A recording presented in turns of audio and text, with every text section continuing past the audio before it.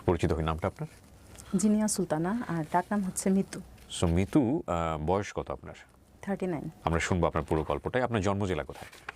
আমার ঢাকাতেই জন্ম, মিরপুরে। Home district Brahmanbaria. ব্রাহ্মণবাড়িয়া। আমি আচ্ছা। আমার জন্ম, বেড়ে ওঠা সবকিছুই ঢাকাতে? হ্যাঁ হ্যাঁ, মিরপুর। ঢাকাতে। শুরু করেন আপনি। আচ্ছা, একেবারে ছোটবেলা থেকেই বলি, মানে যতটুকু মনে পড়ে, মানে আমাকে যেদিন আব্বু প্রথম স্কুলে নিয়ে যায়, মানে আমার আব্বুর খুব ড্রিম ছিল যে আমরা পড়াশোনায় খুব ভালো করব। মানে স্কুলে নিয়ে যাওয়াটা আমার আব্বুর কাছে অনেক বেশি উৎসবের মতো ছিল। মানে আমার আব্বু আসলে এমন একটা মানুষ ছিল যার লেখাপড়া ছাড়া পুরো পৃথিবী মানে পুরো অন্ধকার, মানে শুধু খালি লেখাপড়ার দিকে ওনার ফোকাস। আর ওনার হচ্ছে কি, উনিও ওনার পারিবারিক কিছু দায়িত্ববোধ, উনি হচ্ছে ওনার ফ্যামিলির বড় ছেলে ছিল, ওই দায়িত্ববোধের কারণে আসলে নিজে যেভাবে লেখাপড়া করতে চেয়েছিল ওইভাবে মন খুলে পড়াশোনাটা অত করতে পারেনি, যতটুকু পেরেছে ওইভাবে সব রিসোর্সগুলো হাতের কাছে ছিল না। তো যার কারণে উনার ওই যে ওইখানে অপ্রাপ্তিটা সে আমাদের মধ্যে খুব মানে ইমপ্লিমেন্ট করার চেষ্টা করতো। তো ছোটবেলায় যখন ক্লাস 2-তে পড়তাম, মানে আমাকে ভর্তি করেছিল একবারে ক্লাস 2-তে। আচ্ছা। তো যখন ক্লাস 2-তে পড়তাম তখন আমার আব্বু ক্লাস 5-এর বই কালেক্ট করে করে পড়াতো। মানে আমার আব্বু সব সময় অ্যাডভান্স পড়ে রাখবে, মানে একটা ক্লাস যাতে এগিয়ে যায়, মানে যতটুকু মানে পর্যন্ত। হ্যাঁ। তো ক্লাস 2-তে যখন আমি পড়তাম, আমার মামা ছিল ক্লাস 5-এ পড়তো তখন। তো আমার মামাকে, মানে আমাকে দিদি অঙ্ক করে, আমার মামাকে বলতো যে দেখছো ও ক্লাস 2-তে পড়ে পারে। কিন্তু আমার মামা কিন্তু অনেক ব্রিলিয়েন্ট ছিল, পরবর্তীতে উনি এসএসসিতে স্টার পেয়েছে, আর অনেক ভালো রেজাল্ট করেছে। এমন না যে উনি ড্যাম ছিল এই জন্য, এরকম না। তো যাই হোক, তো মানে এক্সপেকটেশনটা অনেক বেশি ছিল। তো ক্লাস 5 পর্যন্ত আমি ভালোই এক্সপেকটেশন ফিল আপ করতে পারছিলাম, কারণ ক্লাস 5 পর্যন্ত ওই যে মানে ক্লাস 5-এ আমাদের সময় তো প্রাইমারি স্কুলে তো এত অ্যাডভান্স ছিল না পড়াশোনা। আমার আব্বু ক্লাস 5-এই আমাকে ভয়েস, ন্যারেশন এগুলো সব কমপ্লিট করে ফেলছিল। মানে তো ওই সময় যখন সে চাচ্ছিল আমি ওইভাবে করতে পারছিলাম। ক্লাস 6 থেকে উঠে গন্ডগোল লেগে গেছে, তখন আর আমি মানে হচ্ছে আমার আব্বুর সাথে আর অ্যাডজাস্ট করতে পারি না। আমার ক্লাস 6-এ উঠে আমার আব্বু হচ্ছে 9-এর গ্রামার বই কিনে দিছে প্রথম। মানে ক্লাস 6-7-এর গ্রামার বইও কিনে দেয় নাই, মানে একবারে নাই। উনি হচ্ছে সবসময় নিজেও, হ্যাঁ উনি নিজেও এরকম করতো, নিজের সময়েও নিজে পড়াশোনা এরকম করতো। কিন্তু ব্যাপার হচ্ছে আমার আব্বু যতটা ব্রিলিয়েন্ট ছিল আমি এতটা ব্রিলিয়েন্ট ছিলাম না, আমি এভারেজ স্টুডেন্ট ছিলাম। তো আমার আর কি প্রবলেম হতো, তো আমার আব্বুর হচ্ছে পেপার কাটিং নিয়ে আসতো। তখনকার সময় বোর্ডে স্ট্যান্ড করতো, পেপার কাটিং নিয়ে আসতো, যে বাবা মা দুই পাশে বসা, মেয়ে হচ্ছে খুব ইন্সপায়ার্ড করতো। তো আমার হচ্ছে ওইটা একটা চাপ ছিল। কিন্তু মানে আমার আব্বুর হচ্ছে মানে দিন রাতে আছে না যে পড়ার একটা টাইম টেবিল, ওইরকম না। আমার আব্বুর কথা হচ্ছে পড়তেই বসে থাকবে সারাদিন। তো বিকেলবেলা দেখা যেত যে আমার ফ্রেন্ডরা খেলা করছে, আমি যে জানালার পাশে পড়তে বসিয়েছে, আমি ওই আব্বু তো বুঝাচ্ছে, আমার তো মন পড়ে আছে যে বাইরে গিয়ে একটু খেলা দেখবো এরকম। তো ওই যে দেখা যেত যে মনোযোগ দিতে পড়াটা বুঝতাম না, তাকিয়ে থাকতাম বাইরের দিকে। আর আমার আব্বুর একটা প্রবলেম হচ্ছে, খুব বেশি ব্রিলিয়েন্ট স্টুডেন্টরা খুব বেশি ব্রিলিয়েন্ট টিচার হয় না, এটা আমি আমার আব্বুকে দেখে বুঝছি। মানে এরা আসলে খুব সহজে সবকিছু বুঝে ফেলে। তো যখন স্টুডেন্টকে পড়াতে যায় তখন তার ব্রেনের ক্যাপাসিটিটা আর বুঝে না, এটা একটা প্রবলেম। তো আমার আব্বু এত মানে ভালো ছিল পড়াশোনায়, এবং আমি এটা অনেক জায়গা থেকে এটার হচ্ছে প্রমাণ পেয়েছি। কিন্তু ওই যে বললাম, মানে একটা পড়া একবারে বেশি দুইবার সে বুঝাতে রাজি না। আর আমি তো ওই যে ছোটবেলায় ছিলাম, তো পড়াশোনার গুরুত্বটা অত বুঝতাম না। আর আব্বু যখন এত অ্যাডভান্স করাচ্ছিল, আমার আর লোড নিতে অসুবিধা হচ্ছিল। তারপরে আর স্বাভাবিক, আব্বু যখন বুঝাতো আমি বুঝতাম না, আব্বুর তো মেজাজ চড়ে যেত। তো মারধর শুরু হইলো, এবং মানে মারধর হচ্ছে কি চরম পরিমাণ, মানে আছে না যে ছোটোখাটো মারধর এরকম। আর একটা সময় হতো কি, আমি বই নিয়ে বসলেই চেষ্টা করতাম, আমার আবার কবিতার দিকে একদম ছোটবেলা থেকে ঝোঁক ছিল। আমি বই নিয়ে বসলে হয় বাংলা নিয়ে বসতাম, নাহলে সমাজ বিজ্ঞান এগুলো নিয়ে। মানে অঙ্ক আর ইংলিশ আমার কাছে, মানে আমি জানি যে অঙ্ক আর ইংলিশটা নিয়ে বসলেই আমার আব্বু ধরে আমার পিটাবে, কারণ আমি তো ভালো করে পারবো না। তো টিচারও রেখে দিত না, কারণ আমার আব্বুর কথা হচ্ছে যে টিচার আসবে, ঘড়ি ধরে ঘন্টা ধরে চলে যাবে, ভালো করে পড়াবে না। এবং এটা আমি এখন আমার জীবনে এটা হচ্ছে প্রমাণ পাচ্ছি। আমার আব্বুর মন হতো না, বের হয়ে যাও। তা আমি বের হয়ে যেতাম, আর মনে করেন বের হয়ে গেলে সারাদিন ঘুরপাক। আমি দুই একটা ঘটনা বলি, এখানে আর বেশি বাড়াবো না, কারণ আজকের টপিকটা আমার এটা না। তো মানে এরকম যে আমাকে একদিন, আমি ঈদের দিন সকালবেলা, তখন ক্লাস 5-এ পড়ি, ঈদের দিন সকালবেলা ঘুম থেকে উঠেছি। সবসময় তার এত সকালে উঠি না, জানি যে ঈদ। এখনের ঈদটা আর আমাদের ওই সময়ের ঈদটা কিন্তু একটু ডিফারেন্ট ছিল। আমরা তো বছরে একটা খুব সুন্দর ড্রেস পেতাম, 3 মাস আগে থেকে প্ল্যান করতাম যে ওই ড্রেসটা পরলে কোথায় যাব, কিভাবে সাজবো। তো ওই সময় আমি এত সকালে উঠাতে আব্বু বলছে, মাসি তুমি তো ভালোই আজকে এত সকাল সকাল উঠে গেছো, তাহলে একটু পড়তে বসো। এখন আমার তো ক্লাস 5-এ বসে, এখন আমি বুঝি যে আব্বু আসলে আমাকে একটু টেস্ট করতে চাচ্ছিল যে আমি বসি কিনা। কিন্তু ওই সময় তো এটা আসলে আমার বোঝার মতো বয়স ছিল না। আমি বইটা ঠিকই নিয়ে এসে বসছি, কিন্তু ঝাড়া মেরে নিয়ে এসে বসছি। এখন আমি কেন ঝাড়া দিলাম, আমি কেন মানে একটু ঝাড়ি মেরে বইটা কেন রাখলাম, বের হয়ে যাও, বাসা থেকে বের হয়ে যাও, বাস বের করে দিল ঈদের দিন। ওহো, মনে করেন আমার জন্য, আমার আবার ইমিডিয়েট একটা ছোট বোন ছিল, মানে আমরা 3 বোন। আমার ইমিডিয়েট ছোট বোন হচ্ছে আমার থেকে প্রায় 6-7 বছরের ছোট, আর তারপরেরটা হচ্ছে আমার থেকে 10 বছরের ছোট।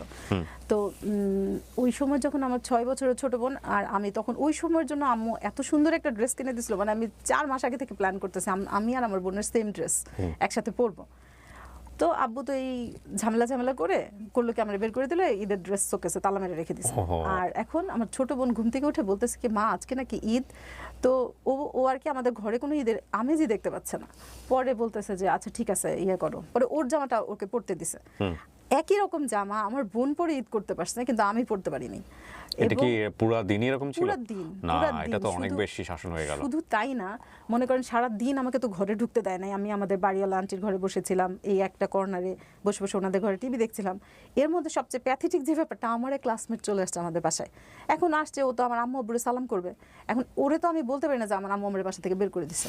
আর বলতে চাই তুই ঈদের ড্রেস পরিস নাই কেন? এখন আম্মু আমারে অনেক কষ্ট করে অন্য আরেকটা ড্রেস বের করে দিছে, ওটা তো আর ঈদের আপনার মা ড্রেস। বোধহয় খুব ভয় পেত আপনার বাবাকে। হ্যাঁ, আমার আব্বু খুব রাগী ছিল। আমার আব্বুকে আমার দাদা ভাইও মোটামুটি ভয় পেত, এরকম চাচারও। এবং আমার আব্বু আসলে মানে পার্সোনালিটিফুল মানুষ ছিল, এমন না যে খুব খালি মেজাজটাই ছিল, এরকম না, মানে আসলে মানুষ হিসেবে ভালো ছিল। কিন্তু আমার আব্বুর লাইফে অনেক ডিপ্রেশন ছিল আসলে। আমি এখন যেটা বুঝি, ওই সময়টা বুঝতাম না, না হলে আরেকটু ভালো রিয়েক্ট করতাম হয়তো বাবার সাথে। ওই সময় আমার আব্বু মানে ব্যবসায় অনেক টাকা লস টস খেয়ে একদম একাকার, মানে আমার আব্বু প্রচন্ড ডিপ্রেসড ছিল। এবং আমি বাসায় ছিলাম, আমার আব্বু ছিল, মানে আমার আব্বুর সমস্ত মানে জীবনের যত ডিপ্রেশন সব এসে আমার উপর পড়তো। আর আমার এই যখন একটু বোঝা শুরু করলাম, তখন খালি দেখতাম যে মানে বলতো আব্বু, দেখো হয় ভারে কাটতে হয়, নাহলে ধারে কাটতে হয়। আমার আম্মুরে বলতো, মানে হয় রূপে না হয় গুণে, একটা কিছু থাকতে হয় স্পেশাল। তো আমি তো দেখতে ভালো না।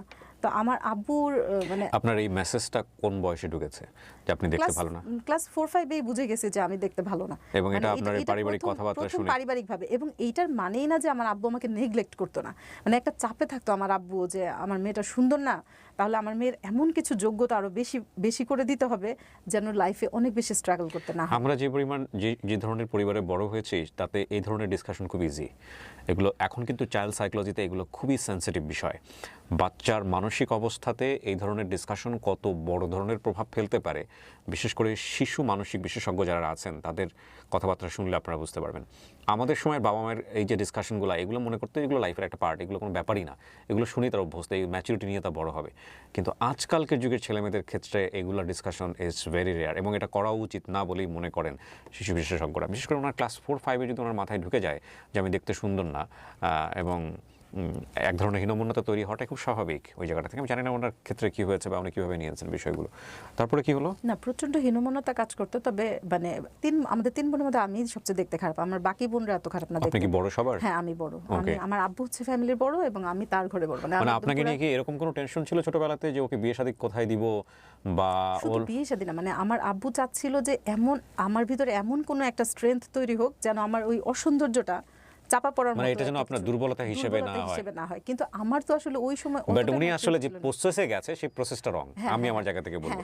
ঠিক আছে, এটা আপনার খুবই ভালো উদ্দেশ্য ছিল বাবা হিসেবে, কিন্তু তার মানে এই না যে একটা বাচ্চাকে ঈদের দিন এত স্ট্রেস দিয়ে ফেলবো যে ঈদের দিন তাকে আমি একটা জামা পরতে দিব না। দেখেন ওনার কিন্তু লাইফে একটা মেমোরি হয়ে গেছে এটা। জি, তারপরে এই যে ঘটনাটা বললাম, এটা সবচেয়ে লোয়েস্ট।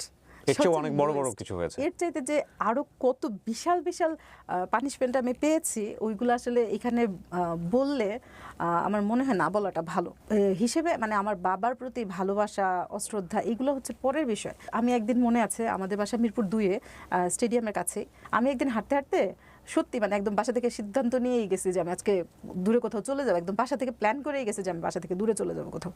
তো হাঁটতে হাঁটতে এখন খুব হাসি পায় ভাবলে, আসলে খুব বেশি দূর যাইনি। আমাদের বাসায় এখানে পাশে লাভ রোড আছে, ওই পর্যন্ত গেছিলাম। কিন্তু এখন লাভ রোডটা যেরকম একদম ঝকঝকে তকতকে, ওরকম তখন ছিল না, একদম খুব ঝোপঝাড়। তারপর রাস্তার মাঝখানে একদম বেড়ার কিছু ঘরটর। তো ওইখানে যাওয়ার পর আমার হঠাৎ করে পিছন দিকে তাকিয়ে দেখি যে আমি আর রাস্তা চিনি না। পরে আমি হাঁটতে হাঁটতে হাঁটতে হাঁটতে আবার ঘুরতে, মানে আমি আর আমার বাসায় ফেরত আসতে পারিনি, কিন্তু আমার একটা ফ্রেন্ডের বাসা পর্যন্ত আমি চিনতে পেরেছিলাম, গিয়েছিলাম। তো এছাড়াও আমার মানে মাঝে মাঝে মনে হতো সুইসাইড করে ফেলি, মানে ওই সময় যা হয় আর কি। কোন ক্লাসের প্ল্যান এগুলো? মানে 7-8। আমার আব্বুকে আমি আমার আব্বু কিন্তু খুব আদরও করতে, এমন আমি আজকে শুধু খালি খারাপ গল্পগুলো বলছি না, মানে যেদিন দেখতো যে আমি খুব ভালো করে পড়ছি, আমি সেদিন তার মন ভালো থাকতো। ভোর সকালে উঠে দেখতাম আমার আব্বু সারা রাত পড়েছে, মানে আমার আব্বু 1 সেকেন্ডের জন্য ঘুমায়নি।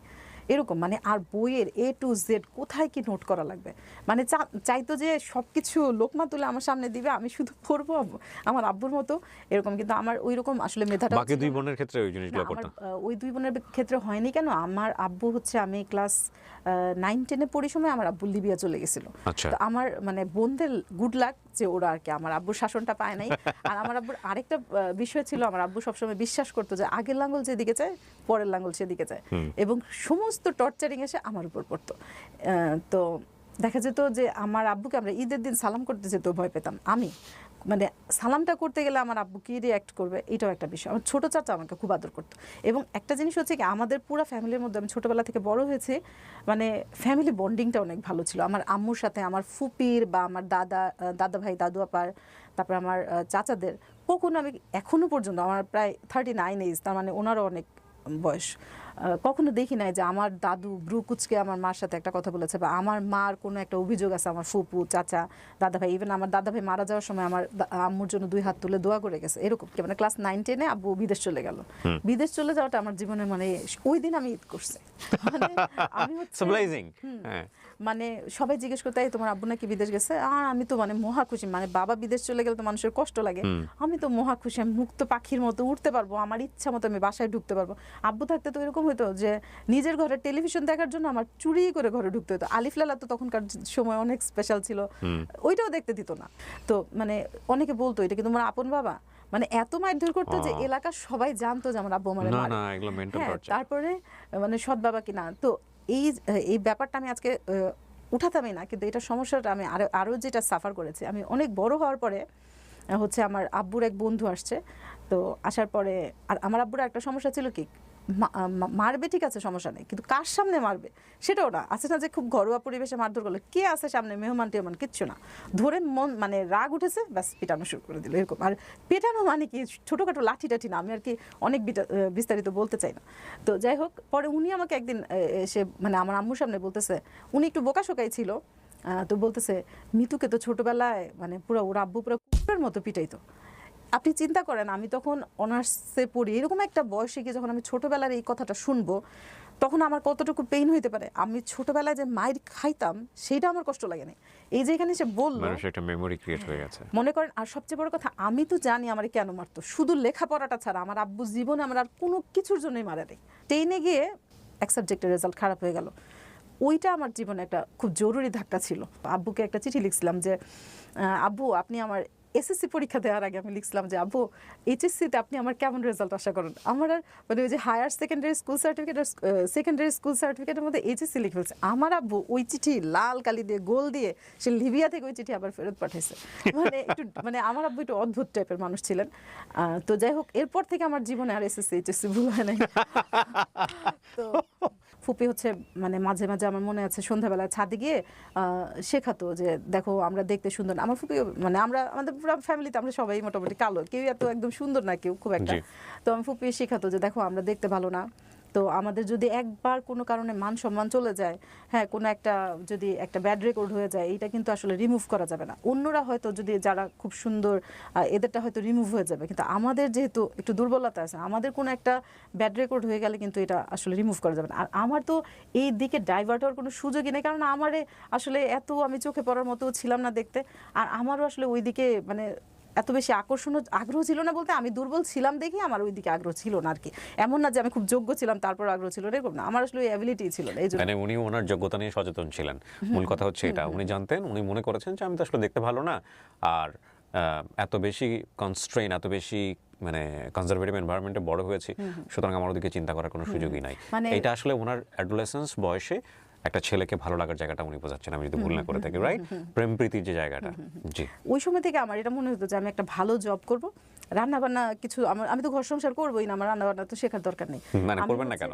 মানে বিয়ে শাদী হবে না আপনার? আমার বিয়ে শাদী হবে না দেখে আমি ওই প্রতিযোগিতায় নামবই না। চিন্তা করেন ওনার পার্সোনালিটি কি পরিমাণ ডাউন করে দেওয়া হয়েছে, যে মানে উনি দেখতে এত অসুন্দর যে ওনার বিয়ে শাদী হবে না, এরকম একটা চিন্তা ওনার মাথায় হবে না। আর আমি হচ্ছে মানে নিজের ওই প্রেস্টিজটা ওখানে পাংচার করতে যাবো না, করবো না, মানে ওই সেক্টরটাতে আমি আসলে নাম লেখাতেও চাই না, প্রতিযোগিতায় নামতেও চাই না।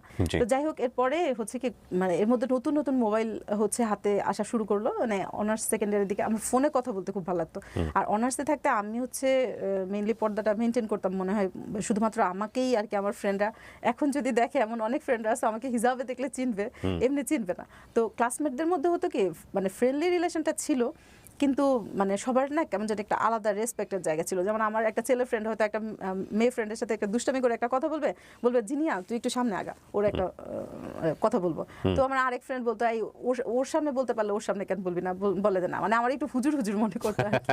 যাই হোক, তো ওই রকম একটা মজার ব্যাপার। আর কবিতা তখন আমি বুধ হয়ে আসছি যে কবিতা প্রেজেন্টেশন আমি তো তখন এইদিকে কিছু একটা করব, কিন্তু আসলেই যে জীবনে আমি কিছু করতে পারবো না এইদিকে, ওইটা তো আর ওই সময় আমি বুঝিনি। যাই হোক, তো তখন দেখা যেত কি আমার কিছু কিছু ফ্রেন্ডরা ক্লাসমেটরা মানে চাউর হয়ে গেছে যে আমি খুব ভালো কবিতা আবৃত্তি করতে পারি, এবং আমি তখন টুকটাক কবিতা লিখতামও। ফ্রেন্ডরা খুব উৎসাহ দিত, খুব পছন্দ করতো। তো প্রায় দেখা যেত 2-1 ফ্রেন্ড আছে যারাও খুব কবিতা পছন্দ করতো, ফোন দিলে কথা বলে জিজ্ঞেস করতো যে কবিতা আবৃত্তি করে শোনা। তো কবিতা আবৃত্তি করে শোনাতাম। আর কবিতা আবৃত্তি কেউ শুনতে চাইলে আমার মনে হতো যে আমার সবচেয়ে প্রিয় জায়গা, মানে এমনও হয়েছে যে আমি ভাত খাচ্ছি, আমার কোনো একটা ফ্রেন্ড বলতেছে যে দোস্ত একটা কবিতা শোনা, আমি ভাতের প্লেট সাইডে রেখে কবিতার বই নিয়ে এসে কবিতা শোনাতাম। মানে এটা আসলে ওর ভালো লাগার চেয়ে আমার ভালো লাগা বেশি ছিল এরকম। তো পরে যাই হোক এরকম কথা টথা বলতে বলতে মানে ফোনে কথা বলতে আমার ভালো লাগতো। আর অনেকে হয় না যে ফোন দিলেই মানে মেয়েরা বিশেষ করে ফোন রং নাম্বারে আসলে একদম খুব ওভার রিয়েক্ট করে। আমি আবার ওভার রিয়েক্টটা করতাম না, কারণ আমি জানতাম যে আমি এমন কোনো আকাশের চাঁদ না যে আমার ফোন করে একদম মানে কেউ একদম খুব বিরক্ত করবে, এরকম করেও নাই কেউ কখনো। তবে অসুন্দর হওয়াতে আমার একটা অ্যাডভান্টেজ ছিল কি, আমার জীবনে মানে ওই যে কি বলে দুষ্টামি করার মতো কেউ আমার জীবনে আসে নাই, মানে ফান করার জন্য বা একটু টাইম পাস করার জন্য এরকম কেউ আসে নাই বা আপনি সুযোগও দেন না। সুযোগ দেই নাই, মানে তাদের চোখে আসলে তো পড়ার মতো আমি ছিলামই না, সেজন্য। যাই হোক, এরপরে একদিন কি হলো, আমার হচ্ছে আমার মেজো চাচা আমাদের বাসায় কিছুদিন ছিল, এখানে একটা কোম্পানিতে জব করতো।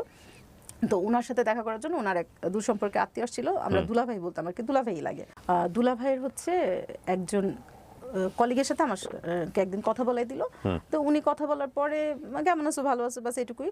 তো এর মধ্যে হঠাৎ করে একদিন উনি ওই দুলাভাইয়ের ওই মানে কলিগটা হঠাৎ করে একদিন ফোন দিয়ে ওনার নাম বললো যে আমি অমুক। তা আমি ওনার নামটা চিনতে পারছিলাম না, কারণ দুলাভাইয়ের কলিগ। হ্যাঁ, দুলাভাইয়ের কলিগ। আপনার আপন দুলাভাই? না না না, ওই যে আমার চাচার দূর সম্পর্কে আত্মীয়, কিন্তু মানে সম্পর্কটা খুব ভালো ছিল, উনি মানুষ হিসেবে খুব ভালো ছিল, তো ভালো লাগতো আর কি। আর উনিও খুব স্নেহ করতো। তো এর মধ্যে উনি হচ্ছে ওই যে ওই ভাইয়াটা হঠাৎ করে ফোন দিয়ে কি অ্যারাবিক না কেমন একটা আনকমন ল্যাঙ্গুয়েজে কথা বলতেছিল। তা আমি বলতেছি, তা আমি এক তো নামটা চিনতে পারতেছি না, আর হচ্ছে কথা বলার পর ভালো লাগে নাই। তো এর মধ্যে হচ্ছে উনি আমাকে মানে এর আগে আবার যখন বাংলাদেশে থাকতে কথা বলেছিল, তখন আমাকে যেদিন আমার সাথে প্রথম কথা বলেছিল, পরের 1 ঘন্টা পরে ফোন দিয়ে আমাকে বলতেছে তুমি কি আমার নাম্বারটা কাউকে দিয়েছো? এই কথাটা শুনে আমার এত রাগ উঠছে যে আমি ওনার নাম্বার কাকে দিতে যাব। আমি একটু ক্লিয়ার করার জন্য বলি, মানে আপনার দুলাভাইয়ের কি হয় সম্পর্কে? উনি কলিগ, দুলাভাইয়ের কলিগ। সো উনি আপনার সঙ্গে কথা বলতো? হ্যাঁ হ্যাঁ, কেন কথা বলতো? না, কথা বলতো না, একদিনই বলেছে। হ্যাঁ হ্যাঁ, আচ্ছা। এবং উনি ম্যারিড, ওইরকম কোনো মানে অন্য কোনো ইন্টেনশন। সো উনি আপনাকে চার্জ করছে যে নাম্বারটা কাউকে দিয়েছে, নাম্বারটা ওনারটা কাউকে দিয়েছে কিনা। তো আমার খুব রাগ উঠেছে, এবং মানে এটা জাস্ট একটা মানে একটা নতুন মানুষের সাথে পরিচয় ছাড়া আর কিছু না। উনি কোথায় থাকতো ওই সময়? উনি তখন বাংলাদেশে ছিল, কিন্তু হঠাৎ করে একদিন যে বললাম না একটা আনকমন ল্যাঙ্গুয়েজে কথা বলতেছে, পরে বললো যে উনি ইতালি চলে গেছে। হ্যাঁ, তো এখন উনি 2-1 দিন আমাকে ফোন দিয়েছে। ফোন দেওয়ার পরে ওনার পাশে একদিন একটা ওনার এক আত্মীয় এসে কথা বলতেছে। এখন উনি ফোর্স করতেছে, জিনিয়া শোনো, আমার এক কি জানি বললো, কি জানি সম্বন্ধী না কি জানি বলে, ওইরকম মানে একটা কোনো একটা রিলেটিভ আছে পাশে, কথা বলো। আমি নাম বলি, ওই ভাইটার নাম ছিল আলী ভাইয়া। হ্যাঁ, তো আলী ভাইয়া আমাকে ফোর্স করতেছে যে আমার একটা আত্মীয় আছে, কথা বলো। তো আমি হচ্ছে উনাকেই আমার আসলে সত্যি কথা বেশি একটা ভালো লাগে না। আলী ভাইকে ভালো লাগে না? না, ভালো লাগে না, কারণ হচ্ছে উনি যে আমাকে বলছে যে কাকে নাম্বার দিছে, এটা আমার খুবই প্রেস্টিজ লাগছে।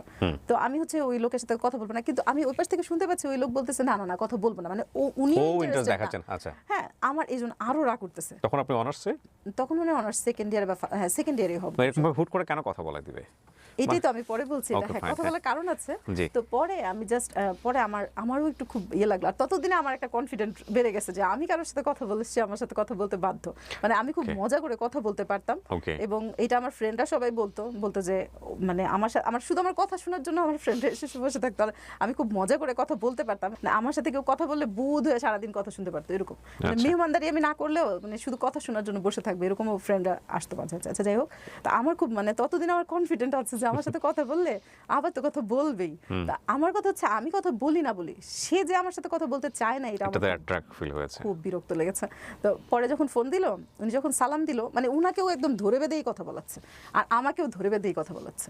তো উনি সালাম দিল প্রথমে, তো আমি সালামের উত্তর দিয়ে আমি বললাম, যাক ভালো হয়েছে, আপনি তো কথা বলতে চান নাই, কিন্তু দেখলেন 70টা নেকি পেয়ে গেছেন কথা বলে। আর আমি তো আপনার থেকে লস প্রজেক্টে আছি, আমি তো সালামের সবটা কম পেলাম। তো যাই হোক, ওই দিন খুব বেশি কথা হয়নি এবং মানে উনিও খুব বেশি কথা বাড়ায়নি। তো যাই হোক, আমার এর মধ্যে আর উনি তখন দেশে ছিলেন, যার সঙ্গে উনি দেশের বাইরে ছিলেন, উনি ইতালি ছিলেন। তো এর মধ্যে হচ্ছে ভদ্রলোকের নামটা কি জানতে পারি আমরা? ওমর ফারুক। ওকে, জি, ফারুক সাহেবের সাথে আপনার কথা হলো। হ্যাঁ হ্যাঁ। তো এরপরে আমি ওনার কথাও ভুলে গেছি, ওনার নামও আমার মনে নেই। অনেকদিন পরে আবার হঠাৎ করে এই মানে ফারুক ভাইয়া, তখন ফারুক ভাইয়া বলতাম, ওই ফারুক ভাইয়ার নামও আমার মনে নেই, ওনার কথাও আমার মনে নেই। তবে এইটা মনে হয়েছে যে উনি ইমপ্রেসড হয়েছে, যে একেবারে খুব কথা বলতে চাচ্ছিল না, ওই ভাবসা ভার নাই, লাস্টে ভালো করে কথা বলতেছিল। তো যাই হোক, এরপরে হঠাৎ করে একদিন, অনেক দিন পর একদিন ফোন দিয়েছে। তো ফোন দেওয়ার পর আমি তো চিনি নাই, পরে বললো যে আমি আলী ভাইয়ার কি জানি লাগে, এটা বললো। তো আমিও কথা বললাম। তো এর মধ্যে উনাকে না, ওই যে কথা বলতে চায় নাই দেখে আমার একটু ভালো লাগছে। আর আসলে মানে কিছু ভালো লাগা মনে হয় আল্লাহ গড গিফটেড ভাবেই রেখে দেয় মনের ভিতর। মানে পৃথিবীর কাউকেই আর ওই জিনিসটা লাগে না, ওইটা কেন জানি লাগে, ওইটা আল্লাহই ভালো বলতে পারে। তো যাই হোক, পরে কথা বললো। তো পরবর্তীতে আমি জানতে পেরেছি ও আসলে আলী ভাইয়ের কাছ থেকে ফোন নাম্বারটা নিয়েছে, এটা বলে যে মিতুর তো জন্মদিন আমাকে বলছিল তারিখটা, তো আমি ওরে উইশ করবো, ওর ফোন নাম্বারটা আমাকে দেন। কারণ প্রথম দিন তো আলী ভাইয়ের ফোন থেকে কথা বলছিল, আমার ফোন থেকে তো আর বলে নাই। তো ফোন নাম্বারটা নিয়ে ওরে বলে দিছে, আলী ভাইয়ের বলে দিছে এই নাম্বারটা আর কাউরে দিয়েন না। তো এটা আমি পরবর্তীতে জানতে পারছি, ওই সময় তো আর জানতাম না। তো ফোন দেওয়ার পর কথা বলছি। আমার কথা হচ্ছে, উনি তো আমার সাথে কথা বলতে চায় নাই, ওনার আমি বলাই ছাড়বো, আর কোনো কিছু ইন্টেনশন ছিল না। আমার কথা হলো, আমি যদি না বলি না বলবো, কিন্তু উনি বলবে না কথা, এটা আমার কাছে খুবই প্রেস্টিজিয়াস লাগতেছিল। তারপরে যাই হোক, এরপরে কি হলো, আমরা তখন 5টা ফ্রেন্ড ছিলাম। এর মধ্যে যে বললাম না, হীনমন্যতা নিয়ে কিন্তু বড় হয়েছে। অনার্সে উঠে আমার একটা ফ্রেন্ড হলো, খুবই এক্সট্রোভার্ট, এবং ও দেখতে ভালো ছিল না, মানে আমাদের মতোই। এবং ওর সাথে মানে ও তখনকার সময় যতটা বোল্ড স্ট্রং, আমি ওই মেন্টালিটিতে আমি ছিলাম না। কিন্তু ওর কাছ থেকে আমি জীবনে অনেক কিছু শিখেছি, অনেক। মানে এই যে আমার হীনমন্যতাটা নিয়ে আমি নিজেই মজা করা শিখেছি ওর কাছ থেকে। এইটার আগে আমি মানে মানুষ আমাকে অসুন্দর বলার আগে আমি 10 বার বলে দিতাম, মানে অন্য কারো বলারই সুযোগ দিতাম না। সে কয়বার বলবে আমি তার আগেই বলে দিতাম, এরকম। আর এইটা আসলে তখন আর দুর্বলতা মনে হয় নাই, মনে হয়েছে যে যাক, মানে আমি তো আমাকে বানাই নাই, চাইলে সবকিছু নিয়ে এনজয় করা, হ্যাঁ সবকিছু নিয়ে, মানে ওর অবদান আমার জীবনে আসলে সত্যি কথা। ও আমাকে হাতে ধরে শেখায় নাই, কিন্তু আমি ওর কাছ থেকে অনেক কিছু শিখেছি। এবং আমার ছোটবেলা থেকে একটা জিনিস ছিল কি, আমার তো বড় ভাই বোন ছিল না, আমি চতুর্দিকে আশপাশ থেকে অনেক কিছু আমার ব্রেনে নেওয়ার চেষ্টা করতাম। তো যাই হোক, ওই সময় মানে দেখা যেত কি, ওই যে ফারুক ভাইয়ের সাথে কথা বলতাম, আর আমার ওই ফ্রেন্ডের নাম হচ্ছে বিথি। আমরা 5টা ফ্রেন্ড ছিলাম, একদম মানিকজোর। ও যখন ফোন, মানে ফারুক ভাইয়া যখন ফোন দিত, উনি যখন ফোন দিত, তখন আমার এই ফ্রেন্ড আবার খুব মানে মজা ছিল। আর ওর হচ্ছে বন্ধু বান্ধবটারে একদম সবাই তুই তুকারি তুমি টুবি এরকম করে বলতো। তো মানে আমরা আবার মজা করতাম, আমি আমার ফ্রেন্ডের সাথে মজা করতাম, দেখ তুইও দেখতে সুন্দর না, আমিও সুন্দর না, তা আমাদের যারা বিয়ে করবে তাদের তো পুরাই লস প্রজেক্ট। হ্যাঁ, আমাদের যদি কেউ বিয়ে করে পুরাই লস প্রজেক্ট, তাহলে তুই মনে কর তুই আর আমি এক ঘরেই যাবো, তাহলে হাফ মিলে এক হয়ে যাবে। মানে এগুলো কিন্তু মজা, এমন না যে ইম্যাচুরিটি, মজা করতাম যে ঠিক আছে তাহলে এক ঘরে গেলে হাফ মিলে এক হয়ে যাবে, যা হাজবেন্ডের আর লস হবে না। তো এরকম মজা করে করতাম। তো এই মজাগুলো আমি তো আবার সারাদিনে যা বলতাম, ফারুক ভাই যদি ফোন দিত না, ওইটা আবার বক বক করে ওইটা শেয়ার করতাম। উনি তো ওইখানে কাজ করতো সারাদিন, আর হচ্ছে মানে ফ্যামিলির সাথে তো আসলে একটা পর্যায়ে গিয়ে ছেলেরা আর ওইভাবে ফ্রিনেসটা আর পায় না।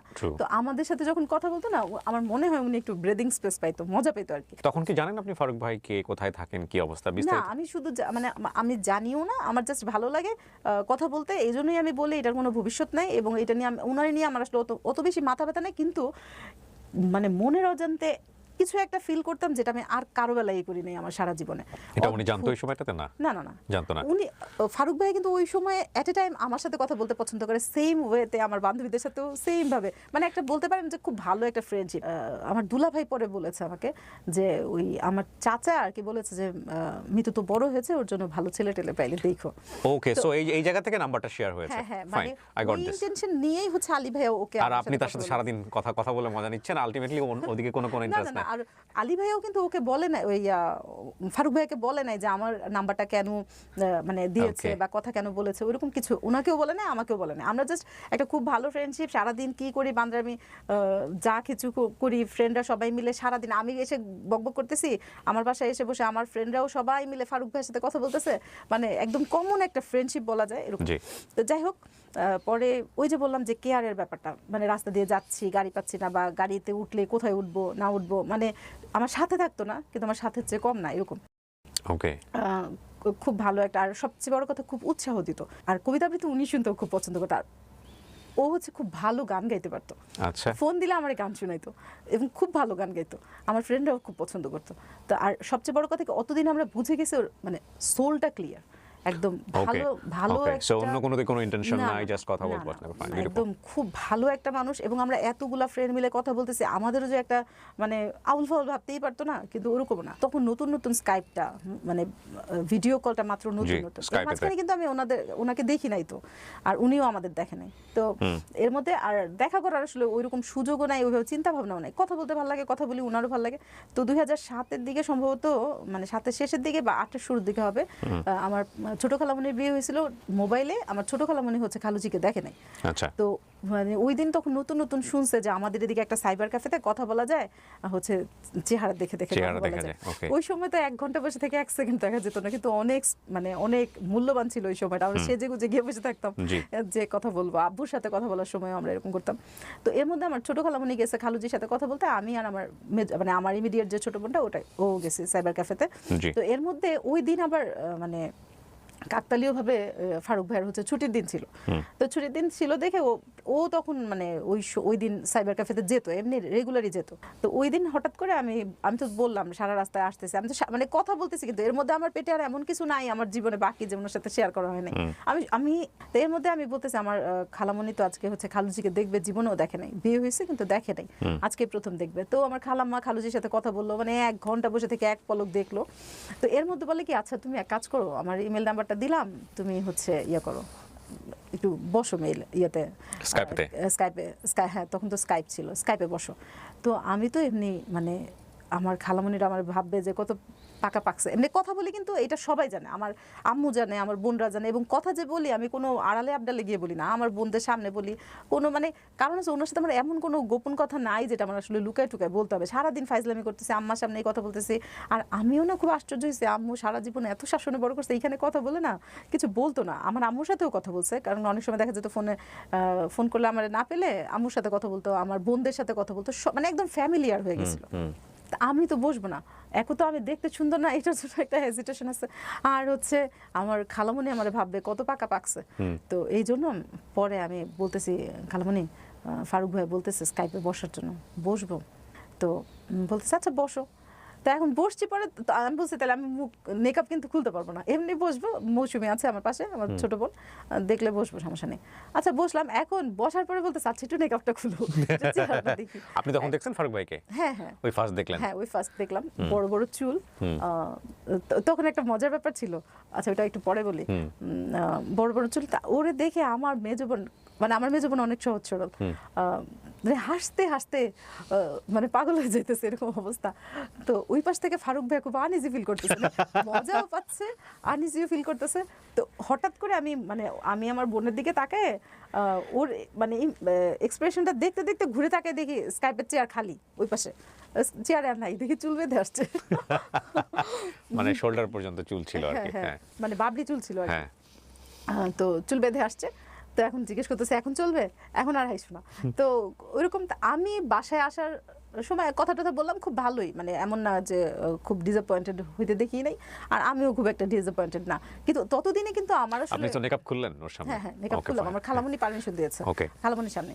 তো আমি ভাবছি যে ঠিক আছে, আজকে থেকে আর ফোন দিবে না, শিওর আজকে থেকে তো আর ফোন দিবেই না। আর আমি ফোন দিয়ে শুধু আমি হ্যাংলা হবই না, হ্যাংলামি করবো না। এর মধ্যে দেখলাম ফোন বাজতেছে, আমি তো পুরো সারপ্রাইজ যে এই চেহারা দেখে আমার ফোন দিচ্ছে, এটা আমার কাছে খুবই আশ্চর্য। আমি ফোনটা ধরে আমি বলতেছি আপনি এখনো পালান নাই? আমি তো ভাবছি আপনি আর ফোন দিবেন না। পরে বলতেছে কেন, ফোন না দেওয়ার মতো কি আছে?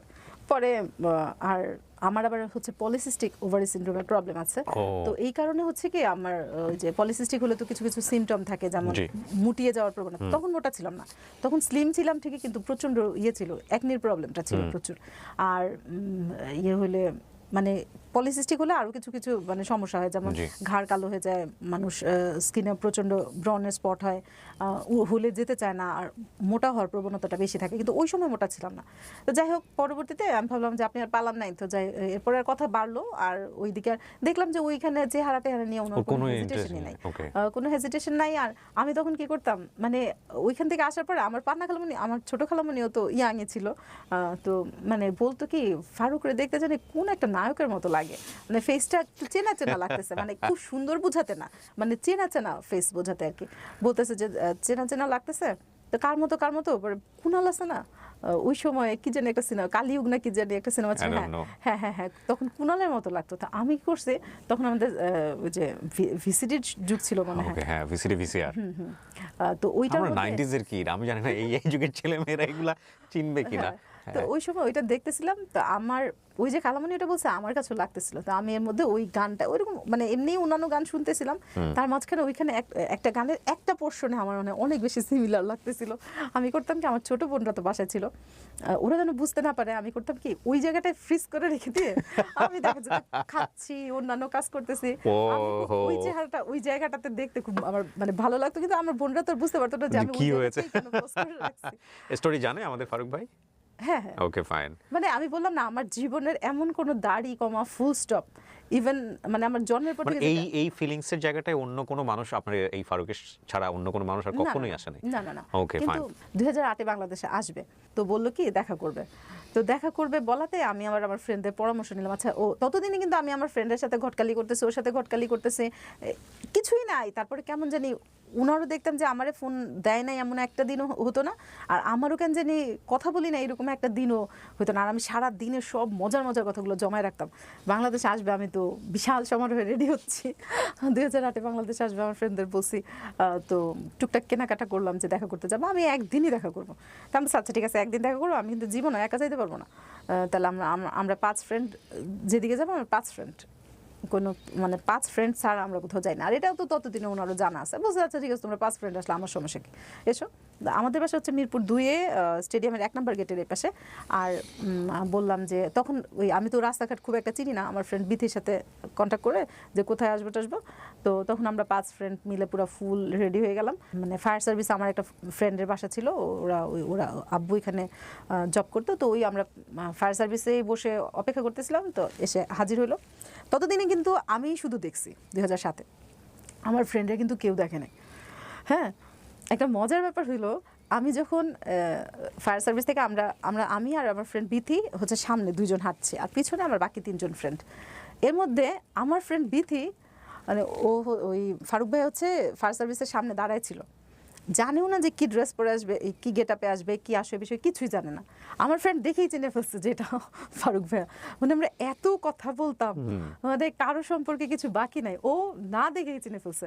এখন আমার এমনি তো আমার আবার মুখটা অনেক চালাক, মুখে প্রচন্ড বকবক বকবক করতে পারি, এমনি আদার্স অ্যাক্টিভিটিতে খুবই স্লো। মানে মুখে আমার সারাদিন বোমা ফাটাতে বলে মানে একদম পুরো দুনিয়া লন্ডভন্ড করে ফেলতে পারবো, কিন্তু এমনি আদার্স বিষয়গুলোতে খুবই ঠিক তার উল্টা ক্যারেক্টার। ওই প্রথমে হিজাব পরেছিলাম মনে হয়, কিন্তু মানে ওই প্রথম আর কি 3 পিস পরে বাইরে বের হয়েছে, একটু আনইজি লাগতেছিল। আর যখন আমি দেখলাম মানে ফায়ার সার্ভিসের মনে করেন ও হচ্ছে একদম গোলচক্করে এই পাশে দাঁড়ানো, গোলচত্বরে আমরা ফ্রেন্ডরা এই পাশ দিয়ে আসতেছি, আমি 2 জন, আমার ফ্রেন্ড বলতেছে এইটাই মনে হয় ফারুক ভাই হবে। আমি উনারে পাশ কাটায় রেখে সোজা চলে গেছি, আমি বলছি বিথি দেখা করবো না, চল বাসায় চলে যায়। আমার পুরো হাত পা বরফ হয়ে যেতেছে, সামনাসামনি তো যেতে পারছি না, আমার পা মনে হয় যে আমি তুলতেই পারতেছি না, এরকম মানে পুরো ফ্রিজ হয়ে যেতেছে। আমি বলতেছি বিথি চল বাসায় চলে যায়, আর ভালো লাগতেছে না। পরে বলে কি মনে করবে, ফালতু মনে করবে না। পরে ওই আগে আমি বলছি তুই গেলে যা, আমি যাবো না। ও পরে আগে গিয়ে কথা বলছে, তো ও যেহেতু আগে গেছে, তো আমার বাকি ফ্রেন্ডরা এসে হাত ধরলো, তাতে আমি একটু শক্তি পাচ্ছি, হাইতে গিয়ে সামনে গেলাম। পরে বলতেছে কোথায় যাবো, আমি তো এমনি রাস্তাঘাট চিনি না, ওরা যেখানে নিয়ে যাবো ওইখানে যাবো। পরে সম্ভবত ওরা ধানমন্ডি লেকের দিকে যাবে প্ল্যান করলো আমার ফ্রেন্ড, তো বললো আচ্ছা, তো একটা ট্যাক্সি ক্যাব নিল, আমরা তো 5 জন, আমি খুঁজে খুঁজে, মানে উনি তো ড্রাইভারের পাশে সিটটায় বসছে, আমি একদম খুঁজে খুঁজে ওনার পিছনে বসছি যেন আমার না দেখতে পারে। আর আমার ফ্রেন্ডরা তো ওই পাশে, সারা জায়গা আমার ফ্রেন্ডরা তো ঠিক, মানে আমার ফ্রেন্ডরা আমার চাইতে বেশি কথা বলতেছে বাস্তবে। আর আমি হচ্ছে কেমন আছেন সালামটা দিয়েছিলাম, সালাম দিয়ে কেমন আছেন জিজ্ঞেস করার পর আমার মুখ দিয়ে যে আমি কি বলবো এটাও বুঝতেছি না, আর কোনো কথা খুঁজেও পাচ্ছি না।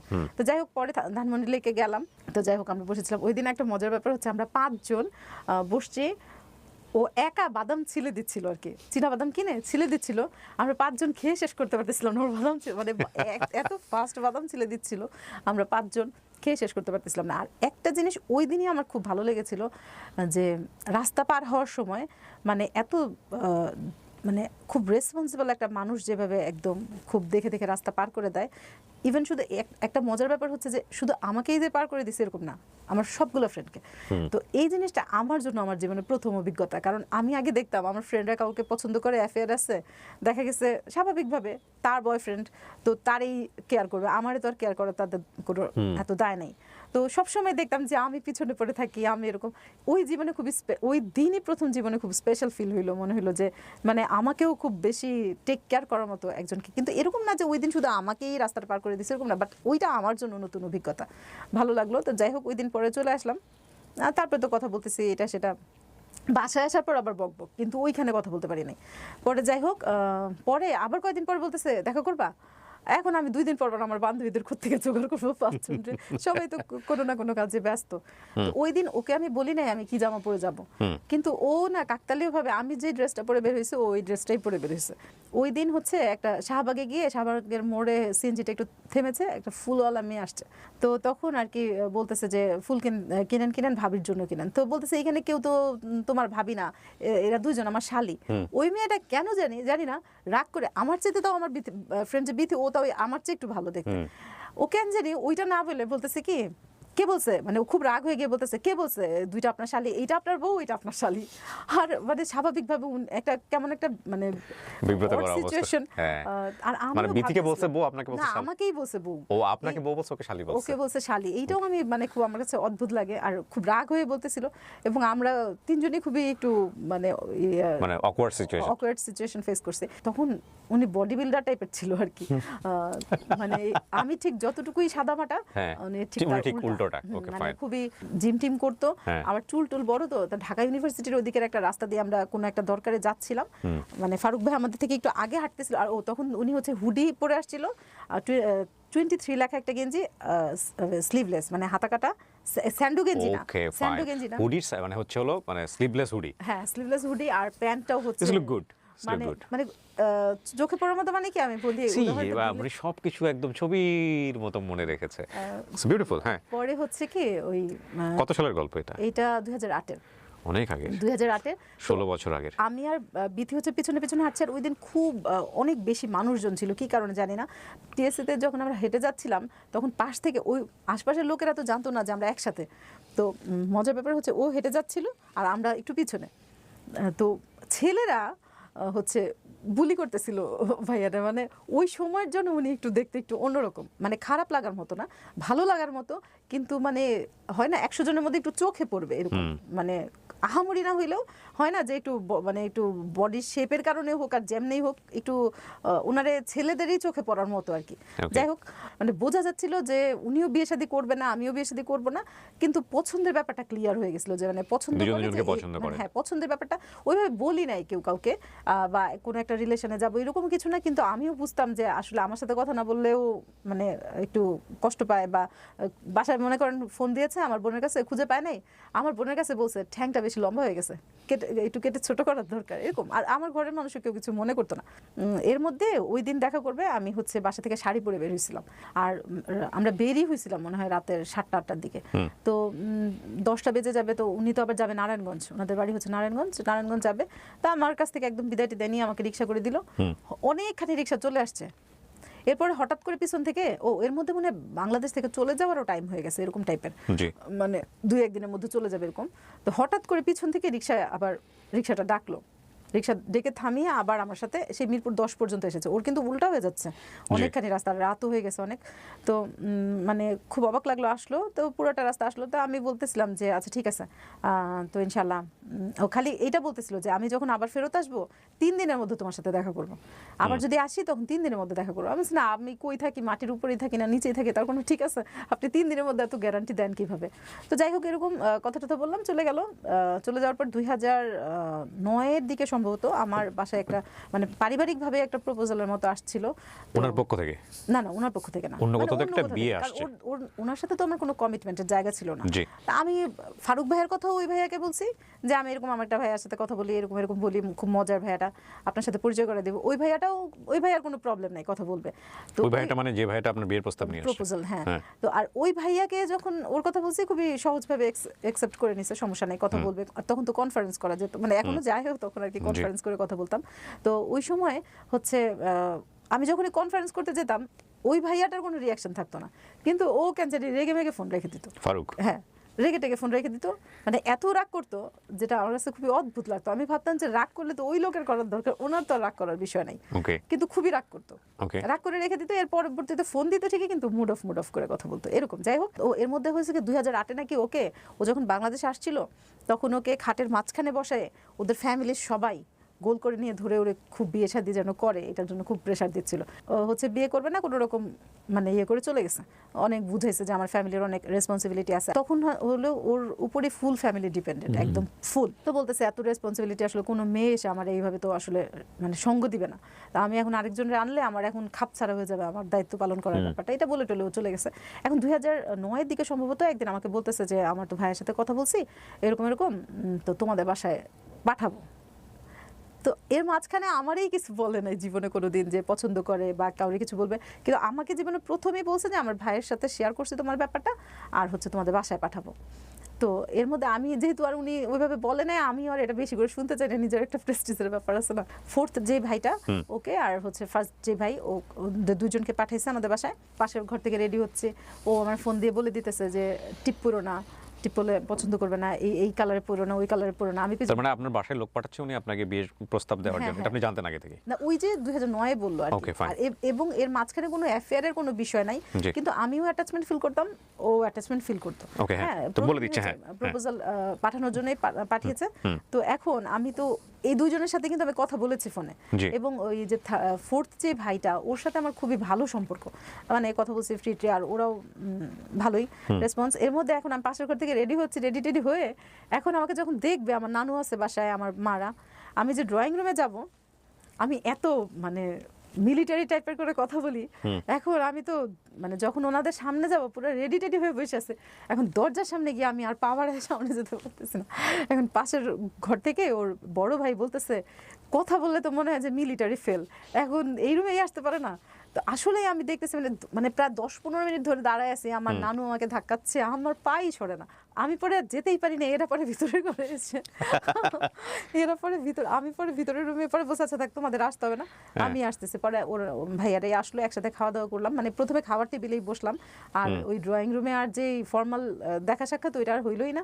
এবং ওইখানে বসে থেকে আমার, তো যাই হোক, এর মধ্যে আমাকে তো দেখে টেকে গেল, ছবি টবি নিয়ে দেখাইছে, বা ছবি টবি বাসায় দেখানোতে প্রথমে তো আর এত একদম ফার্স্ট আমার কানে মানে আমার ওর যে 3 নাম্বার যে ফোর্থ যে ভাইটা, ও ফোন করে বলতেছে যে বাসা থেকে তো রাজি হয় নাই, কি করব? আমি বলছি আচ্ছা এটা কোনো ব্যাপার না, আমি প্রস্তুত আছি, আমি এটার জন্য মানে আমার কোনো মন খারাপ নেই। পরে বলতেছে না, আরে না, আমি ওর কথা শুনেই বুঝছি যে পরবর্তীতে পজিটিভ কিছু বলবে। এনগেজমেন্টের দিন সবাই আসলো, তো ওকে দেখে আমাদের ঘরের সবাই মহা খুশি, মানে ওকে দেখে সবাই খুবই ইমপ্রেসড। খেতে যখন বসে তখন আমি মানে ওর আম্মুকে যখন খাবার দিচ্ছে, তখন আমি বলতেছিলাম ওর আম্মু তো হচ্ছে দুধ দিয়ে ভাত খায়, এমনি তরকারি তো খেতে পারে না। আমার ওর হচ্ছে বোন পুরো অবাক হয়ে গেছে, তুমি কিভাবে জানলা?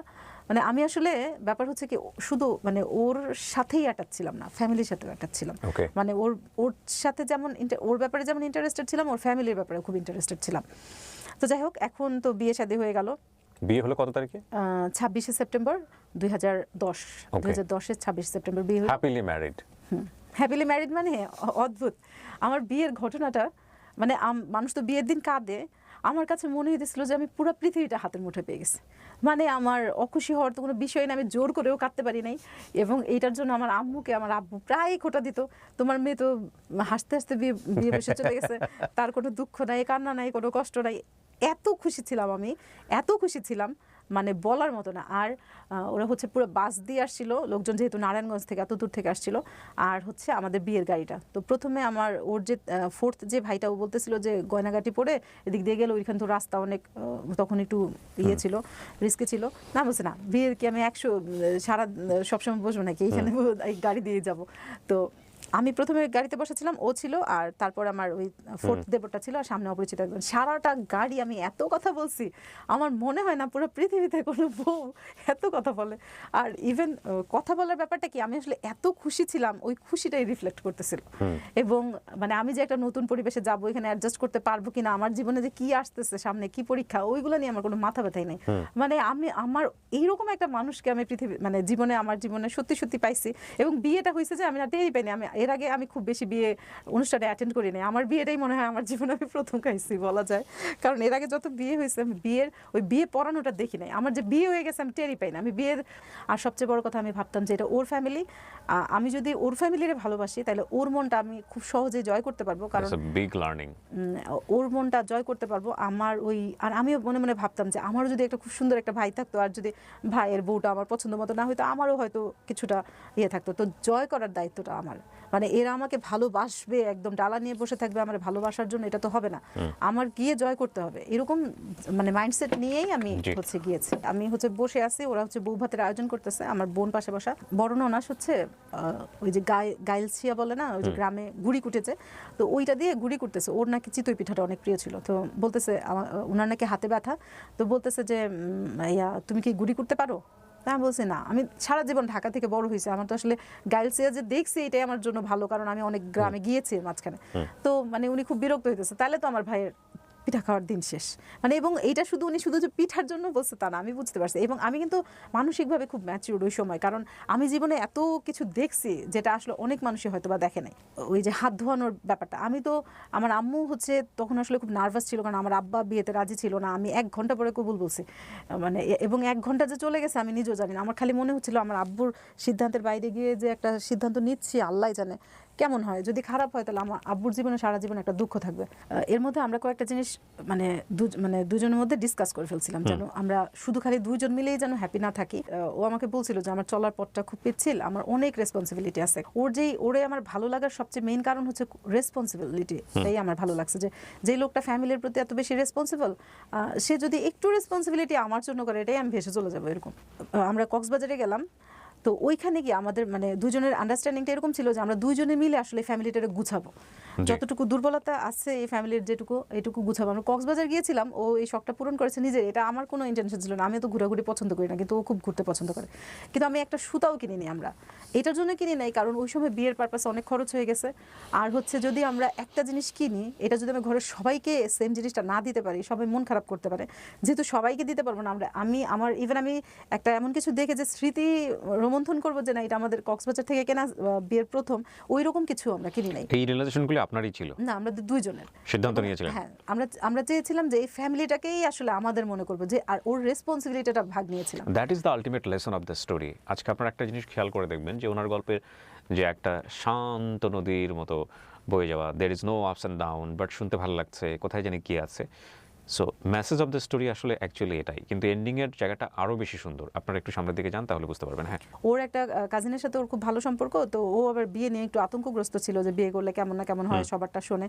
তো ওর কাছে মানে জিজ্ঞেস করেছিল যে ফারুক ভাই বিয়ে করছেন, আপনার এক্সপিরিয়েন্স বলেন। তখন ও বলছে আলহামদুলিল্লাহ, আমি দুনিয়াতে জান্নাতে আছি এরকম। এবং আমাকেও যদি কেউ বলতো সত্যি, এবং এটা ওই যে এরকম না যে প্রথম বিয়ে করলাম 2-3 মাসে খুব মনে হইলো, তারপরে বেলুনের মতো চুপসে গেল, এরকম না। ইভেন জীবনে এখন পর্যন্ত বলা যায় যে আলহামদুলিল্লাহ। সো ফ্যাক্ট হচ্ছে যে ওমর ফারুক ভাই আপনাকে বিয়ে করেছে কত বছর? বিয়ে করেছে 14 বছর শেষ হয়ে 15 বছর। 14 বছর শেষ করে 15 বছর। এই 15 বছরে কতদিন বাংলাদেশে থেকেছে? 15 বছরে হচ্ছে যদি এভারেজে বলেন বছরে 2 মাস করে, তাহলে হিসেবে 14 দুগুণে 28 মাস। কিন্তু মানে একটু লাকি আমরা, আপনার আসলে সংসার হচ্ছে একসাথে থাকা 28 মাস 14 বছর। কিন্তু এখানে আবার একটা ওই যে সবার ওই যে বলে না, কারো পৌষ মাস কারো সর্বনাশে, কোভিডের সময় এসে আটকা পড়েছিল 1.5-2 বছরের মতো 2-3 ধাপে, সেটা আপনার পৌষ মাস টোটাল। হ্যাঁ, আমার জন্য ওইটুকু লাকি টাইম। এবং ওই সময়টুকুতে যদি সত্যি আমি না পেতাম কাছে, তাহলে আমি বুঝতামই না যে আসলে হাজব্যান্ড ওয়াইফের মানে কনজুগাল লাইফটা আসলে কি হয়। কারণ আমি দেখতাম যে ও বাংলাদেশে আসছে, যখনই আসতো আমার কাছে অচেনা লাগতো। কারণ আমার মানে ওর সাথে তো কথা বললেই আমার খুব চেনা চেনা লাগতো, দেখলেই অচেনা লাগতো, চিনতে চিনতে 1 সপ্তাহ 15 দিন চলে যেত, এর মধ্যে ওর যাওয়ার সময় হয়ে যেত। মানে যতবারই আসতো আমার কাছে ততবারই নতুন মনে হতো। এই বিয়ের পরে ওই যে কোভিডের সময় এসে যে আটকা পড়ে গেল দেশে, তখনই আর কি বুঝলাম যে না, আসলে হাজব্যান্ড ওয়াইফের সম্পর্কটা এমন হয়, মানে একটু গোছানো একটা পাখির বাসার মতো একটা কিছু হয়। তার আগ পর্যন্ত খালি আসবে মেহমানের মতো আর কি। তো সেই হিসেবে আমার জীবনে 10 বছর নাই, 14 বছর সংসারের মধ্যে থেকে 10 বছর নাই। আর এই 10 বছরটাও বেড়েছে হচ্ছে যে কোভিডের সময় 1.5-2 বছরের কারণে। তো যাই হোক, পরবর্তীতে অসাধারণ একটা সম্পর্ক, ওর সাথে আমার কোনো ক্লাশ হওয়ার কিছু নেই। কিন্তু 3 বছর 4 বছর হয়ে গেল, আমার বাচ্চা কাচ্চা পৃথিবীতে এসে পড়লো। কিন্তু মানে সবাই খালি বলতো আল্লাহ এত দূরে হাজবেন্ড থাকে, কষ্ট হয় না। মানে এই কষ্ট হয় না মানেই তো হচ্ছে আর কি মানে তো আমি বলতাম কি, আমার বর হচ্ছে ঈদের মতো বছরে 2 বার আসে। তো এইটা সবাই খুব মজা পেত। তো যাই হোক, আমার ওই মানে দেরি করে আসবে তাড়াতাড়ি আসবে এইগুলো ব্যাপার ছিল না। কিন্তু আমার একটা কষ্টের জায়গা ছিল কি, ততদিনে কিন্তু আমার অনেক বেশি একটা স্ট্রাগলের জায়গা ছিল কি, আমার আব্বু ওই যে রাগ করেছিল না, রাগ করে থাকাতে আমাদের বাসায় কিন্তু ফাইন্যান্সিয়ালি কোনো সাপোর্ট আমার আব্বু ওই সময় আর করছিল না। রাগ করেই করছিল না, যে আমার আব্বু চাচ্ছিল যে আমি টাকা পয়সা দিব না, তাহলে আর বিয়ে শাদী দিতেও পারবে না। হ্যাঁ, এখানে বন্ধ হয়ে যাবে, আমার আব্বুর ইচ্ছাটা পূরণ হবে। কিন্তু ওই আমার আম্মু যেভাবেই হোক বিয়েটা দিয়েছিল। কি আমার বাবার বাড়িতেও কিন্তু তখন আমার অত বেশি অঢেল টাকা পয়সা নাই। হ্যাঁ, আমি যেহেতু আমার হাজবেন্ডকে বলে দিছি যে আমি আপনাকে হচ্ছে কোনো প্রেশার দিব না, আমি কিন্তু প্রচুর পরিমাণ অর্থ কষ্ট করতেছি তখন। ঠিক আছে, আমি এসে দেখতাম আমার শ্বশুর বাড়িতে বাজার মানে হচ্ছে উপচে পড়তেছে, এবং তাদের হচ্ছে মানে এমন না যে 4টা ভাই বেকার ছিল দেখে ওরা কোনো অর্থ কষ্ট করছে, খাবারের কষ্ট করছে, কোনো কিছু না, অঢেল। কিন্তু আমি কিন্তু প্রচন্ড কষ্ট করতেছিলাম। 12 টাকা রিক্সা ভাড়া, 15 টাকা, মানে 15 টাকা চাইলে আমি এরপর থেকে আমি জীবনে স্কুলে কলেজে থাকতে বাসে চড়ি নাই, আমি লেগুনাতে চড়া শুরু করেছি। তো এই কথাগুলো আমার হাজব্যান্ডকেও আমি ওই সময়টায় বলি নাই, পরবর্তীতে বলেছি। তো আমার এই দিকের কষ্টটা আমি হাজব্যান্ডকে বলতে পারতাম না, কারণ ভাববে যে বাবার বাড়িতে আছে, আবার তাহলে আমার বাবা মা ছোট হবে। আবার বাবা মার কষ্টটা হাজব্যান্ডকে বলতে পারতাম না, কারণ বাবা মার কষ্টটা হাজব্যান্ডকে বলতে পারতাম না, ভাববে যে বাবার বাড়িতে আছে আবার কিসের কষ্ট। ও তো ভাবতেই পারতো না যে আমি কি পেইনটাতে আছি। আবার আমার হাজব্যান্ডের এই যে ফাইন্যান্সিয়াল যে ব্যাপারটাতে আমাকে যে সাপোর্টটা ওইভাবে দিচ্ছে না, এইটা মাকেও বলতে পারতাম না, কারণ আমি তো নিজে পছন্দ করে বিয়ে করছি। এখন এই যে দ্বিধাদ্বন্দ্বে এমন হয়েছে যে আমি আলাদা করে সবার জন্য ঈদের কাপড় চোপড় কিনতাম, আমার নিজের টাকা দিয়ে আমি সবার জন্য কাপড় কিনতাম, আমি নিজের জামা নিজে কিনতে পারতাম না। কারণ দেখা যেত মাকে কিভাবে বলবো যে আমারও একটা চাই। তো ওর সবাইকে খুব প্রাউড ফিল করে বলতো যে আমার বিয়ে হয়েছে, আমার বউ কোনোদিন আমার মানিব্যাগটা ধরে দেখে নাই। আমি আসলে আরেকটা জিনিস কি, আমার মানে হাজব্যান্ডের জিনিস যে আসলে খুব বেশি অধিকারে পাইতে হয়, চাইতে হয়, এই জিনিসটা আমি আসলে হয়তো বা শিখিই নাই, আর ওই জায়গাটাতে আমি যাইই নাই কখনো। কিন্তু আমি তখন প্রচণ্ড পরিমাণ কষ্টও করছি ফাইন্যান্সিয়ালি, হাজব্যান্ডকে বুঝাইতে পারতেছি না যে একটু তাড়াতাড়ি গুছান। আর তো সম্ভব না, কারণ আমি হচ্ছে পুরো 12 বছর আমার মায়ের সাথে ছিলাম, 2টা বাচ্চা নিয়ে, এবং লাস্টের 3rd বেবিটাও আমার মায়ের সাথে একই ঘরে। মানে আমার মা, আমরা 3 বোন, আমার মা, আমার আব্বু যেহেতু দেশে বাইরে থাকতো, আমার মা, আমার 2 বোন, ওদের জন্য এই ফ্ল্যাটটা সাফিসিয়েন্ট। নিজেদের সম্পর্কের বাইরে আপনি প্রায়োরিটি যদি গোল যদি ঠিক করতে না পারেন, সব এলোমেলো হয়ে যাবে, আপনার এত ভালোবাসাও থাকবে না। আমরা শেষকালে আসলে ওই যে মাঝখানে যে লাস্টের অসুস্থতাটা, পুরো পৃথিবী মনে হচ্ছিল যে হাসছিল, আর আমি আর আমার হাজব্যান্ড মনে হচ্ছিল যে পুরো পৃথিবী থেকে বিচ্ছিন্ন। এবং এত ইভেন আমরা জানেন লাস্ট মুহূর্তে আমরা এটা সিদ্ধান্ত নিয়েছিলাম যে ও যদি জীবনে সুস্থ না হয়, আমরা সবাই মিলে একসাথে ওষুধকে মানে কোনো একটা কিছু খেয়ে সুইসাইড করবো। আপনার হাজব্যান্ডের কি হয়েছিল?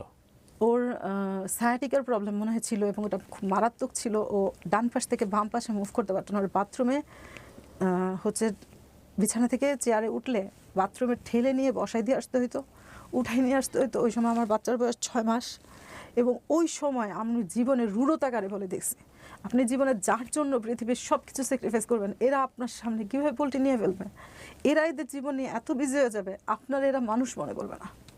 আমি আমার জীবনের সবচাইতে বাজে লার্নিংটা এই আমার হাজব্যান্ডের অসুস্থতার সময়। সো এখানে দেখেন, এখানে একটা বিশাল ব্যাপার আছে। একটা হচ্ছে যে গুরুত্ব অবশ্যই দেওয়া উচিত, কিন্তু গুরুত্বের জায়গাটা আপনাকে নিশ্চিত হতে হবে যে আমি গুরুত্ব কাকে দিচ্ছি, কতটুকু দিচ্ছি, সেটা যেন নিজের প্রতি ইনজাস্টিস না করা হয়। সেটাও একটা ফ্যাক্ট, অফকোর্স ফ্যাক্ট। আমি কয়েকটা শর্টকাট প্রশ্ন করি আপনাকে, এবং ছোটো ছোটো করে উত্তর দিলে আমার মনে হয় গল্পের একটা মেসেজ আমরা ক্লিয়ারলি বলতে পারবো দর্শকদেরকে। আপনি যে বিয়ে করার আগে তাকে জানতেন যে সে বাংলাদেশ এভাবেই আপনাকে সময় দিবে, এবং সময় দেওয়া নিয়ে ওর সাথে আমার কখনো কোনো প্রবলেম না, কিন্তু একজন বিদেশিকে বিয়ে করার, বিদেশি মানে প্রবাসীকে বিয়ে করার পরে তো আলটিমেটলি আমরা জানি বিভিন্ন রকমের নিউজ পাই চতুর্দিকে আমরা। না না, ওইরকম আমার ইন্টেনশন। আমি প্রশ্নটা কমপ্লিট করি, সেটা আমার দর্শকদের সুবিধা হবে। সেটা হচ্ছে যে আমরা দেখি যে প্রবাসীর বউ ভেগে গেছে, প্রবাসী বউ অন্য কোথাও চলে, ইচ্ছে করে আমাকে বিয়ে করছে যেন ভেগে যেতে না পারে। না সেটা না, বলে আপনি ভালো মানে এই ডিসিশনটা ঠিক নিয়েছেন যে আপনি জানেন আমার ফেলে রাখলেও যাওয়ার জায়গা নেই, এইটা মানে মজা করে বলি, কিন্তু আসলে হয়তো বা বাট আপনি হ্যাপিলি তো থাকছেন, অপশন তো আপনি পেলে চলে যেতেন, ব্যাপারটা কি এরকম না? আমার যদি আমার মনে হয় যে আল্লাহ না করুন, মানে আমি এই চ্যালেঞ্জটা আল্লাহকে একসেপ্ট মানে আল্লাহকে দিচ্ছি না, কিন্তু ওর জীবনে যা কিছুই হোক আমি শেষ জীবন পর্যন্ত ওর সাথেই থাকার মতো মন মানসিকতা এখনো রাখি। আমার অনেক কষ্ট হয়েছে ওর প্রতি, আমার অনেক অভিযোগ। আমি সেটাই বলছিলাম যে আমরা একটা ফুল একটা অপোজিট একটা গল্প আজকে এখানে উপস্থাপন করেছি, যে ভদ্রলোক আজকে এখানে যার গল্পটা আসার কথা ছিল তার ওয়াইফের গল্প এসছে, এবং এই যে দেখুন ধরেন আপনার ওনার 14 বছরের সংসারের জীবনে উনি মাত্র 2 বছর ওনাকে ঠিকমতো কাছে পেয়েছে, এবং সেটা জেনে শুনেই ওনাকে আপনি বিয়ে করেছেন। হয়তো ইতালিতে চলে যাবেন একসময়, এরকম চিন্তা ভাবনা ছিল আপনার মধ্যে? না, ইতালিতে যাওয়ার মতো হলে তো আরো আগে যাওয়া যেত। এবং উনি গিয়ে প্রথম দিন থেকে ওনার টার্গেট ছিল যে ওনার পরিবারটাকে কিভাবে হ্যাপি করা যায়, কারণ পরিবারকে হ্যাপি করলে ওনাকে হ্যাপি করা যাবে।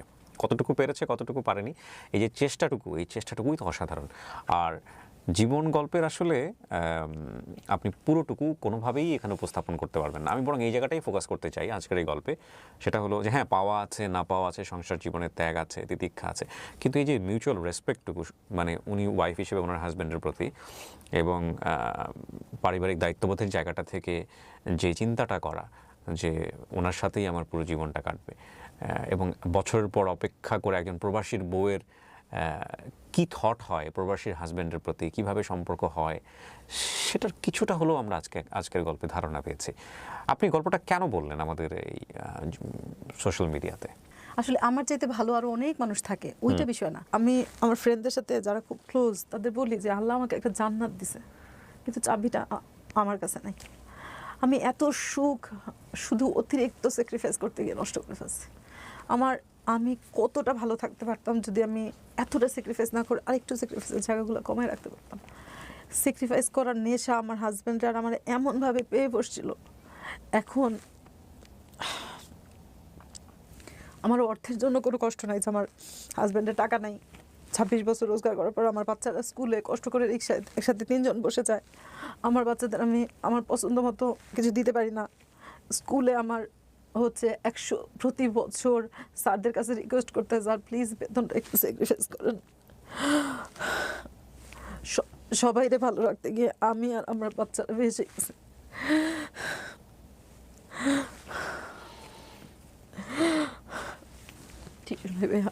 ওই যে টিস্যু সামনে প্রেস করে।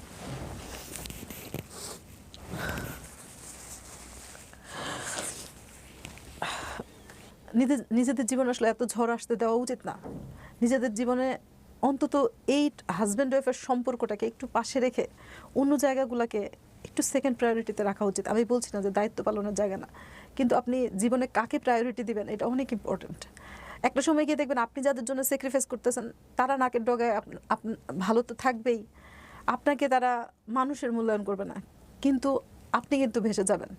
জীবনের জায়গাটা ঠিক করতে হয়।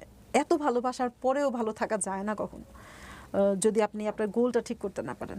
আমরা খুব প্রেসাইসলি বললাম, শেষের 1 ঘন্টার জায়গাটা আমি খুব ছোট্ট করে এনেছি, এবং সেটা আসলে অফ এয়ার টক অনেক বেশি হয়েছে। আমার কাছে মনে হয়েছে যে আমরা যদি ওই জায়গাটা বড় করি তাহলে স্টোরিটা আসলে যে মেসেজটা ক্যারি করতে চাই সেটা হবে না। উনি লাস্টের দিকে সে একটা কথা বলতে চেয়েছিলেন, সেটা হয়তো আপনারা কিছুটা আঁচ করতে পারবেন, যে ওনাদের দুজনের সংসারের শুরুটাই ছিল রেসপন্সিবিলিটি দিয়ে, সেখানে ভালোবাসাটাকে ওনারা টার্ন করেছেন রেসপন্সিবিলিটির দিকে, এবং সেই রেসপন্সিবিলিটি পালন করতে গিয়ে ওনারা নিজেদের দিকে অতটা ফোকাস করতে পারেননি, এবং যেটা রিটার্ন ওনারা ব্যক্তিগত জায়গা থেকে একেবারেই অপ্রত্যাশিত কিছু পেয়েছেন, যেটা ওনারা জীবনেও এক্সপেক্ট করেননি। তো ফ্যাক্ট হচ্ছে যে উনি বলতে চান যে না ঠিক আছে, রেসপন্সিবিলিটি আমরা ক্যারি করব, তারপরেও আমাদের যেন একটা জায়গা থাকে যে জায়গাটা শুধুই আমরা, এবং সেটা যেন আমাদের ফিউচারকে ফোকাস করে, which is very very important by the way. আর এত ঝড়ঝাপটার পরেও, এত কিছুর পরেও ওনাদের প্রেমের জায়গাটা, ভালোবাসার জায়গাটার যে চমৎকার একটা অ্যান্সার উনি দিয়েছেন যে ভালোবাসাটাকে সাইড করে রাখা যায় কিন্তু ব্রেথকে তো সাইড করে রাখা যায় না। That is the ultimate thing. নইলে আসলে এই লং ডিস্টেন্স রিলেশনশিপে অনেক পাওয়া না পাওয়া অভিযোগ নিয়েও বছরের পর বছর একটা মানুষের জন্য অপেক্ষা করা, সংসার করে যাওয়া, এটাই হয়তো বাঙালি নারীদের অন্যতম বৈশিষ্ট্য। আপনাকে অনেক ধন্যবাদ। আপনার এই গল্প থেকে অনেক কিছুই আমাদের শেখার আছে। সামনের দিনগুলো আরও সুন্দর হবে এই প্রত্যাশা আমরা শেষ করছি। অনেক ভালো থাকবেন আপনি। অনেক ধন্যবাদ। প্রিয় দর্শক এবং শ্রোতা, আজকের মতো এখানেই শেষ করছি। অনেক ভালো থাকুন। আসসালামু আলাইকুম।